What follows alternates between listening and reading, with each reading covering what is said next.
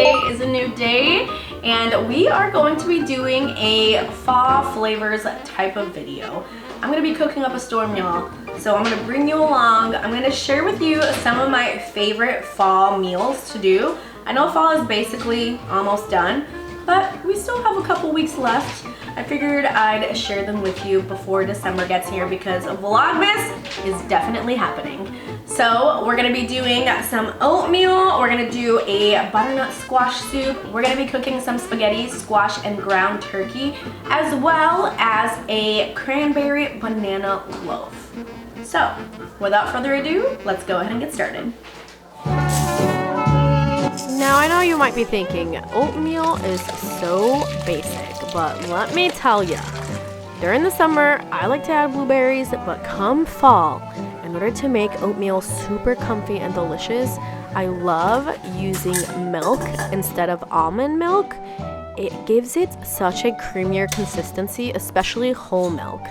And on top of that, I'll add a little bit of cinnamon with some apple. Apples are in season during the fall, so of course they're gonna be a delicious, crispy, sweet perfection for a wonderful breakfast. I personally like a good gala apple.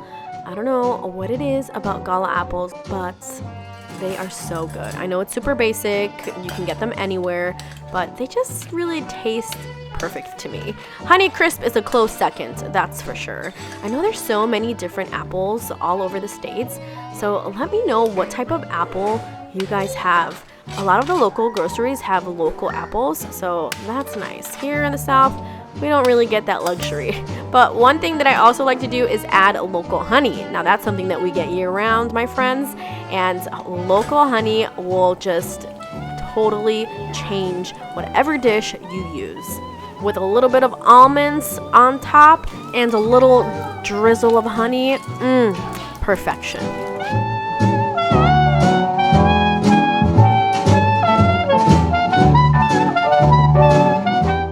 A lot of these dishes, I tend to use what is in season, and something that is super popular during this time of the year is spaghetti squash. Not gonna lie, at first, I was really unsure about eating this, but once you have it, it is so good and so easy to cook. Honestly, the hardest part is just cracking it open.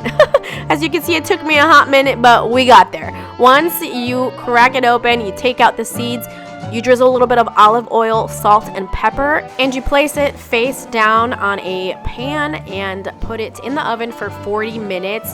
That's all it takes to cook. Literally the easiest thing to do. Now, a lot of people like to stuff it with different types of protein. Today, I had some ground turkey. I'm trying to minimize my red meats, and I feel like ground turkey is a great substitute. It acts very much like ground beef, and if you cook it right, you can get that same flavor. My kids don't even know the difference between the two, honestly, but it is all in the seasoning. So what I like to do is I like to use red sauce. So in a way, this is like meatballs and spaghetti, but we're not doing meatballs. It's the exact same seasoning. I start with olive oil and minced garlic. Then I place my ground turkey. I mash it up really well. I add salt, pepper, and Italian seasoning. And then I add the red sauce. Now, recently, I've been on a mids kick. If you guys haven't tried mids, it is so good.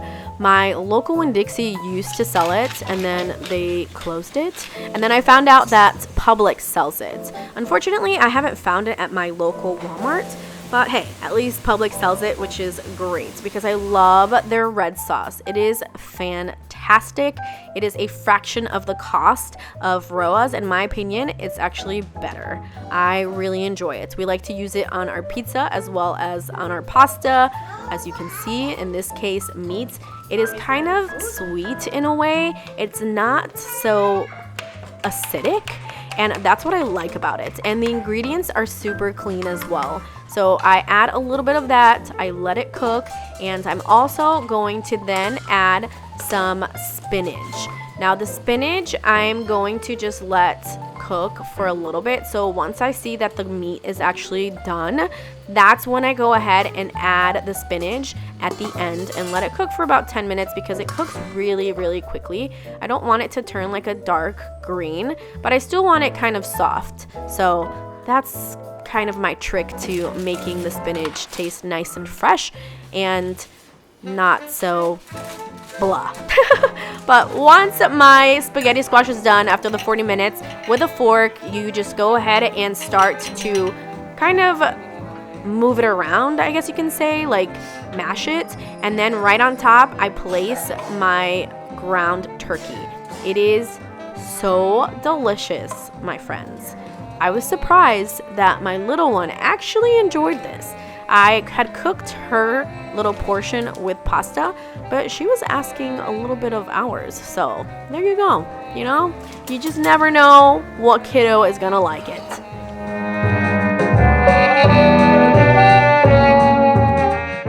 Fall is the beginning of soup season, and I could not add a soup to this video. We love soups here in my house just because it's such an easy way of adding vegetables to my kids' pasta. Any soup that I make is going to act like a sauce, and this butternut squash with carrots is perfect for any pasta that your little one loves to eat. Drizzle this with a little bit of Parmesan cheese on top, and it is perfection. I obviously eat it as a soup, so it's pretty simple. I saute garlic, onion, then I add the carrots as well as frozen butternut squash. You can get fresh butternut squash, but honestly, I didn't have time. Frozen is the way to go when I am short on time, and it's super easy because it already comes cut into little cubes. So place 2 bags in there, salt, pepper, and then I let it cook so that it caramelizes. It releases a lot of the sweetness from the carrots, the butternut squash, the onion, and once that is done, that's when I go ahead and place the chicken broth in there. I only use 1 box. I don't use a lot because I do want this kind of like a thick soup. Once the carrot is nice and tender, that's when I use my food processor. So I have the Vitamix, but any blender can work. You want to just blend this bad boy really well. That is the secret for the kids eating this with pasta because they do not feel any of the chunks. I sometimes even add a chicken breast to my soups, and they'll have that protein as well as all the veggies with the pasta, and they don't even know that they're eating it. As long as it tastes good, that's all that matters.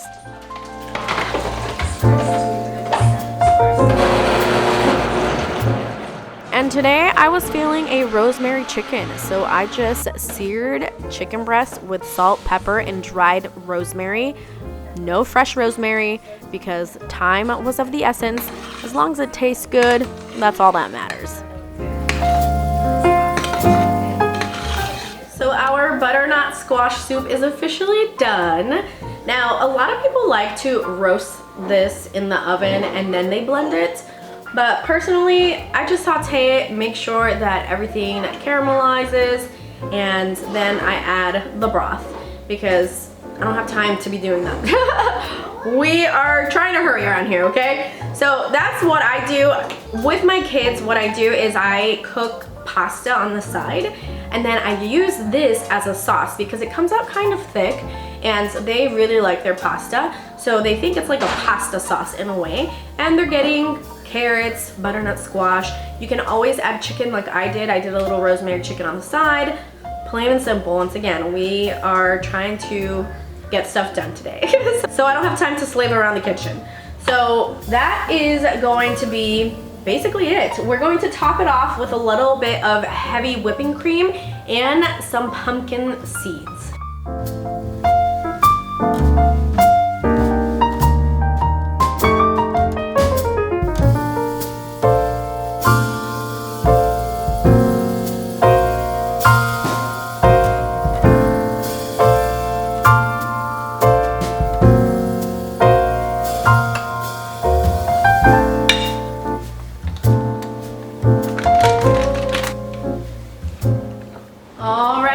as the kids are officially in bed.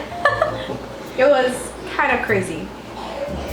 Actually, I think they're up with my husband, but we are going to try to finish this video. The last thing to do is the banana bread. I am going to be using the Simple Mills banana bread. This is my go-to. I love using this mix. It's amazing, it's clean, it tastes delicious. But as always, you guys know, if you've been around, I like to doctor it up. So we're going to be adding banana to the recipe. We're going to add some chia seeds. And we're gonna add some craisins because I feel like craisins is just very fall, you know? Cranberries, craisins, that sort of stuff. Just screams fall. So let's do this. And then I'm gonna relax and start to read a book. Tell me why every time the kids go to sleep, this is when I feel most productive. I don't know why, but this is when I'm like, I can finally do the one thing I've been trying to do all day and haven't been able to. And today it is this cranberry banana bread. Sometimes the reality of having 3 kids 4 and under is that things are gonna be done at crazy times, and today was one of those days. I almost did not film this because I was tired, but it was nice and quiet. I wanted to do a little baking because it does relax me in a way. It's so satisfying to see a loaf come out of all of these ingredients, not gonna lie. So I hope you guys really enjoy this version of a banana bread. It is delicious. So if you want to impress somebody, buy this cake mix, add these fixins, and it is going to taste so good. Especially for Thanksgiving, I think it would be a great option for after your meal, a little bit of coffee, and a slice of this cake. Delicious.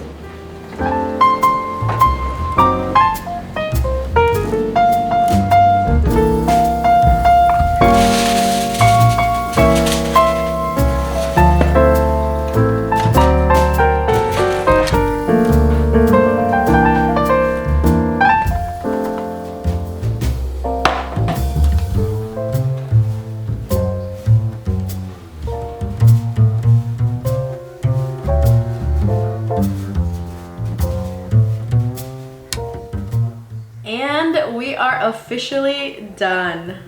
This looks really good, so let's go ahead and taste it.